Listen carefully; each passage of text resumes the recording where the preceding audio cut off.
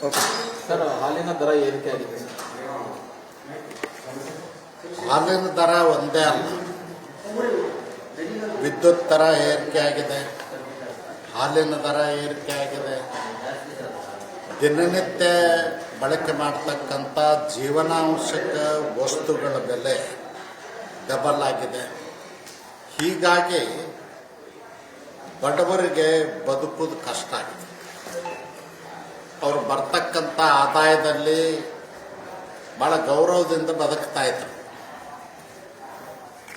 Guarantee ಹೆಸರಿನಲ್ಲಿ ಸರ್ಕಾರ ಆರ್ಥಿಕವಾಗಿ ದಿವಾಳಿಯಾಗಿ ಜನರ ಬದುಕಿನ ಮೇಲೆ ಬರೆ ಹೊರಿಸ್ತಕ್ಕಂಥ ಕೆಲಸ ಮಾಡ್ತಾರೆ.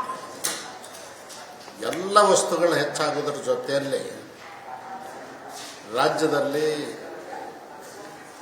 ಸರ್ಕಾರ ಪ್ರಾಮಾಣಿಕತೆಯಿಂದ ಆಡಳಿತ ಮಾಡಿದರೆ ಸೋರು ಹೋಗುವುದನ್ನು ಬಂದ್ ಮಾಡಿ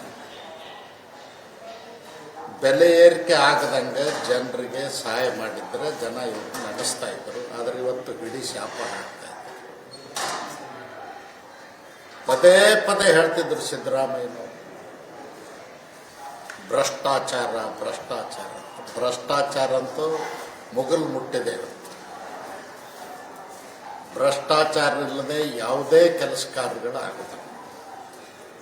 40% ಭ್ರಷ್ಟಾಚಾರದೊಬ್ಬ ಮುದುಕ ಕಾಂಟ್ರಾಕ್ಟರ್ ಇಲ್ಲ ಇವತ್ತು.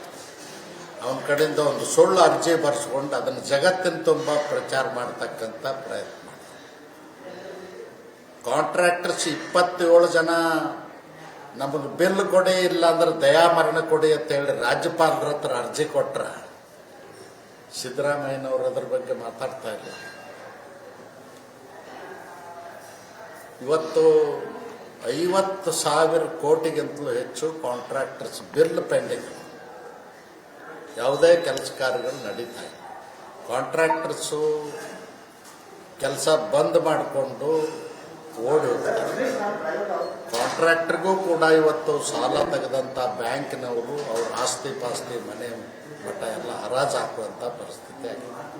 ಹೀಗಾಗಿ ಒಟ್ಟಾರೆ ಸಿದ್ದರಾಮಯ್ಯನವ್ರ ಸರ್ಕಾರದಲ್ಲಿ ಕಾನೂನು ಸುವ್ಯವಸ್ಥೆನೂ ಸರಿ ಇಲ್ಲ, ಭ್ರಷ್ಟಾಚಾರ ಮುಗಿಲು ಮುಟ್ಟಿದೆ ಮತ್ತು ಸರ್ಕಾರಿ ಅಧಿಕಾರಿಗಳು ಕೂಡ ಆತ್ಮಹತ್ಯೆ ಮಾಡಿಕೊಡ್ತಾ ಇದ್ದಾರೆ.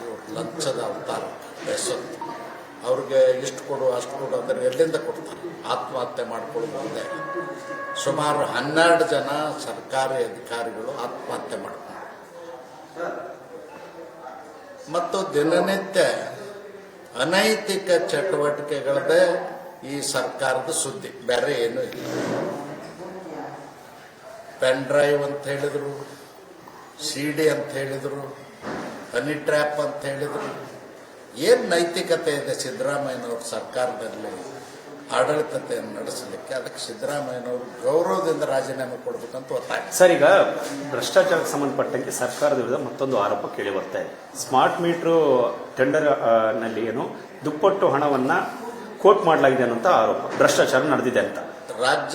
ದೇಶದ ಕೆಲವು ರಾಜ್ಯಗಳಲ್ಲಿ ಸ್ಮಾರ್ಟ್ ಮೀಟರ್ಗೆ ಹಣ ತಗೊಂಡಿಲ್ಲ, ಹಾಗೆ ಹಾಕಿ ಪ್ರತಿ ತಿಂಗಳು 60 ರೂಪಾಯಿ 70 ರೂಪಾಯಿ ಅವ್ರಿಗೆ ಚಾರ್ಜ್ ಮಾಡಿ 10 ವರ್ಷದಲ್ಲಿ ಅದನ್ನು ರಿಕವರಿ ಮಾಡಿಕೊಳ್ಳೋದಂತ ಮಾಡಿದ್ದಾರೆ.